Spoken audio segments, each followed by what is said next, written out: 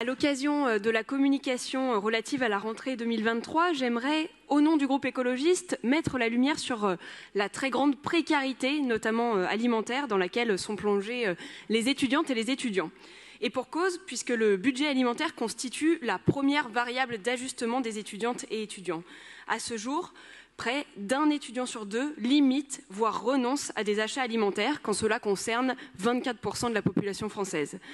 Ils font face en réalité à un continuum des difficultés, puisque au-delà de l'alimentation, c'est aussi la solitude, c'est aussi la détresse psychologique parfois, ainsi que de sérieuses difficultés liées à l'accès au logement, à l'accès aux soins également, et aux démarches administratives, ensemble de difficultés auxquelles sont confrontés les étudiantes et étudiants. Et en réponse à cela, l'État, à travers notamment la voix d'Olivia Grégoire, suggère quoi? Des cours de cuisine inspirés de recettes de grand-mère. Alors, j'ai envie de dire, mais quel mépris et puis quelle déconnexion aussi face à la détresse des jeunes de notre pays. Cette légèreté, elle est d'autant plus grave et infamante que l'État ne prend pas ses responsabilités et organise sa propre défaillance pour leur apporter l'aide dont ils ont besoin.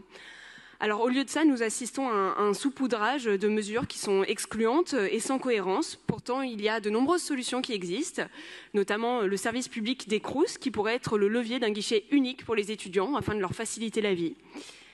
Le 19 septembre dernier, 14 présidentes et présidents d'université signaient une tribune en faveur d'une allocation d'études pour tous les étudiants. C'est bien ça qu'il nous faut soutenir ici.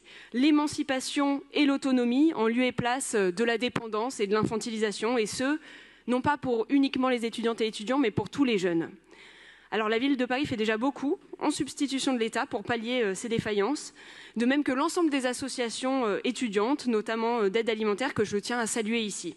Et c'est la raison pour laquelle, à travers le vœu que nous avons déposé, nous voulons rappeler la nécessité nationale d'une allocation d'autonomie pour tous les jeunes et localement, nous faisons la proposition d'étudier la possibilité d'automaticité des aides municipales, notamment telles que le dispositif d'aide à l'installation dans un logement pour les étudiants sur le territoire parisien, puisque ce serait un soulagement immense pour elles et eux. Je vous remercie.